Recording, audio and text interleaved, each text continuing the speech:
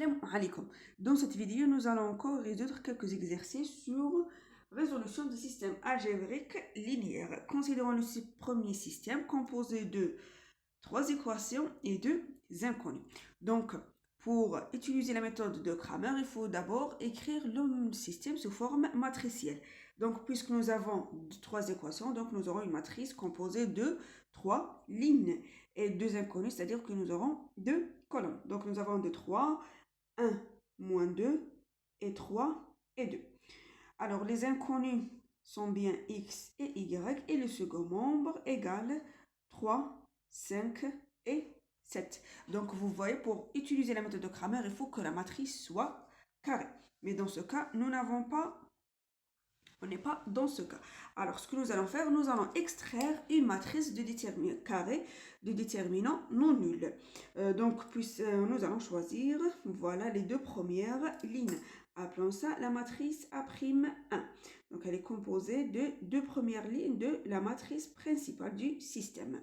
Voilà, donc vérifions que le déterminant de la matrice est différent de 0. Alors, le déterminant, c'est moins 2 fois moins 2, moins 4, moins 3, ça nous donne moins 7 est différent de 0. Très bien, donc nous pouvons maintenant utiliser la méthode de Cramer avec la matrice A'1.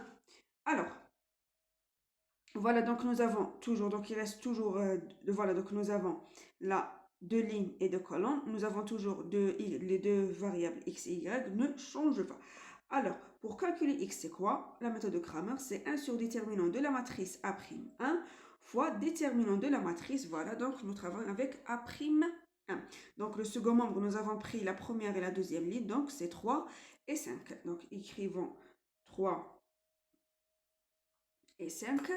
Ensuite, la deuxième colonne de la matrice A'1, c'est 3 et moins 2.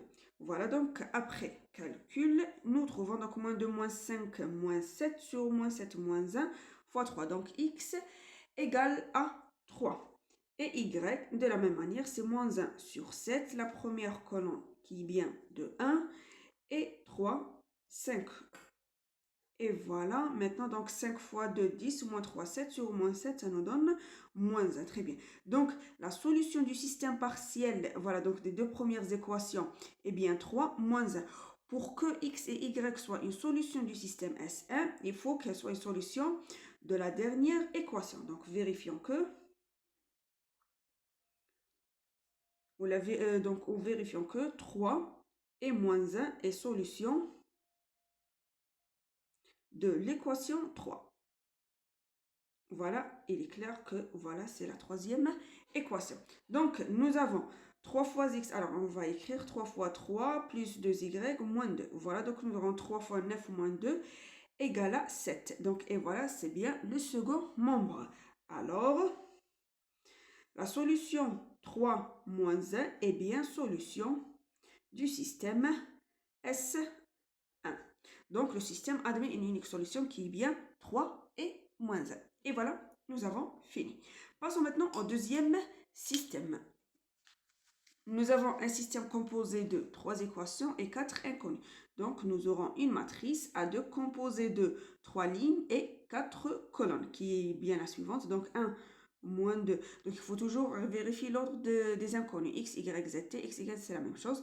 Donc, 1, moins 2, 1, 1, 1, moins 2, 1 et moins 1, 1, moins 2, 1 et plus 5. Voilà, c'était pas la peine d'écrire le plus, c'est pas grave. Donc x, le vecteur des inconnus, c'est x, y, z, t.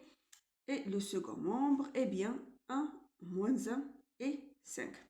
Donc, vous voyez que nous n'avons pas obtenu une matrice carrée. Donc, c'est une matrice rectangulaire.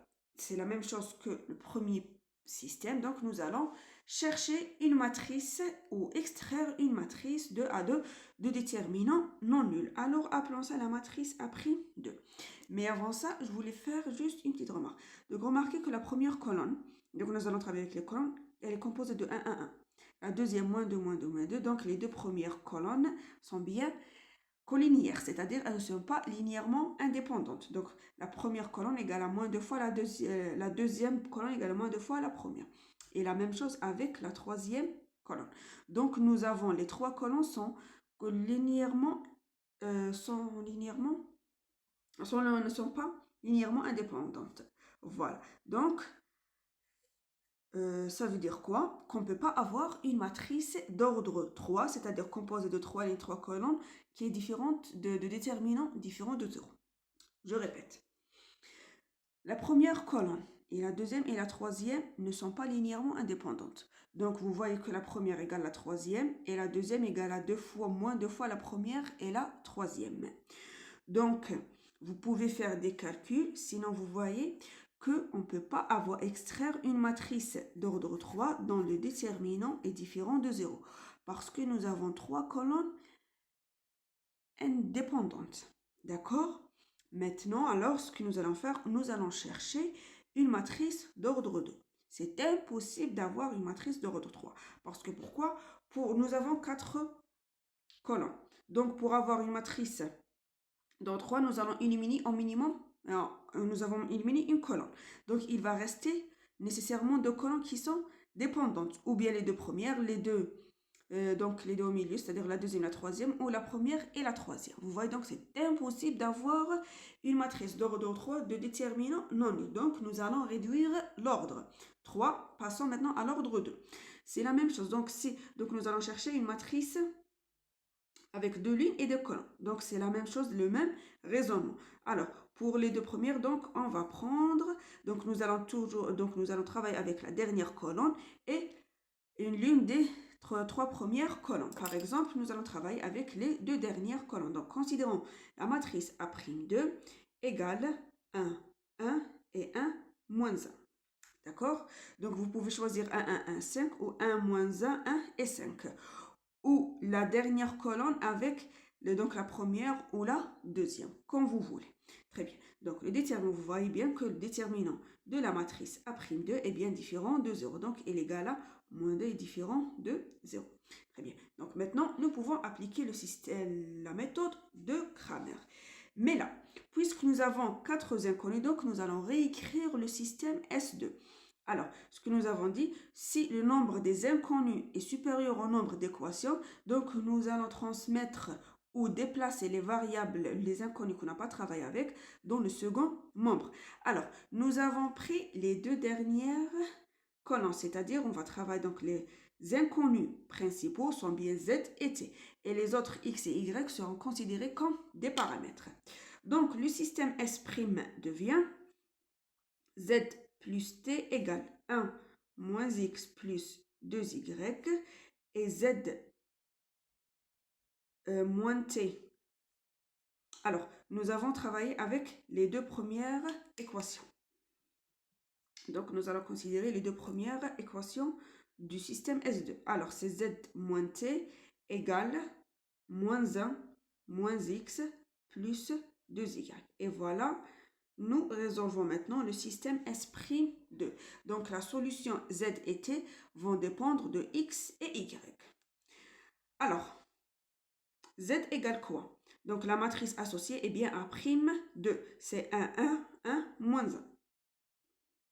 Donc, 1 sur le déterminant de A'2, donc c'est moins 1 demi. Voilà, fois déterminant. Donc, maintenant, nous prenons tout le second membre. Alors, je vais écrire en vert pour qu'il soit bien clair. Donc, c'est 1 moins X plus 2Y. Et là, nous avons moins 1 moins X plus 2Y. Et la deuxième colonne, c'est 1 et moins 1. Donc, après calcul, vous trouvez que... Alors, là, il y a les variables, donc Z... donc là, j'ai trouvé que Z égale moins X plus 2Y. Maintenant, nous calculons T. T égale quoi? Moins 1 demi fois. Donc, la première colonne de la matrice A'2, c'est 1, 1. Ensuite, 1 moins X plus 2Y. Et moins 1 moins X plus 2Y. Et voilà, T égale à 1. Très bien. Donc, Z égale à moins X plus 2 et T égale à 1 est solution du système S'2. Nous vérifions de la même manière que cette solution est une solution de la troisième équation. Alors, ce que nous allons faire, on va remplacer maintenant, donc remplacer Z et T dans l'équation 3 et vérifions si c'est bien est une solution ou non. Donc, alors, nous aurons x moins 2y, pardon, plus z, z égale quoi? C'est moins x plus 2y plus 5t, donc égal à 5. Alors, donc là, nous avons moins plus, donc celui-là égal à 5. Eh bien, c'est le second membre. Alors, la solution. Alors, donc nous avons moins 5, moins x, pardon. Donc, alors, donc la solution, c'est quoi? Alors, x, y. Donc là, x et y sont libres dans R. Alors, x, y, z, c'est quoi? C'est moins x plus 2y et t égale quoi? Et solution du système S2. Alors, nous avons x et y sont libres dans R. C'est-à-dire là que nous avons une infinité de solutions. Voilà. Donc, à chaque fois, nous changeons x et y, la solution va changer. Donc, nous avons une infinité de solutions. Alors, juste une petite remarque. Là, nous avons travaillé avec la troisième colonne. Vous voyez 1, 1 et 1. Donc, c'est la même chose. Donc là, nous avons la première colonne x. Alors, dans le système S'2, il faut faire attention aux inconnus. Donc là, au lieu de z, nous aurons x. Donc, il faut toujours faire attention à l'ordre des inconnus. Si par exemple, là, nous avons travaillé avec la première et la troisième équation, donc le second membre sera quoi? Moins 1 moins x, donc non, c'est pas moins 1, c'est 5 moins x plus 2y. Voilà, il faut être toujours concentré avec l'exercice. Donc voilà pour l'exercice d'aujourd'hui. Je vous remercie pour votre attention. À la prochaine, Inch'Allah.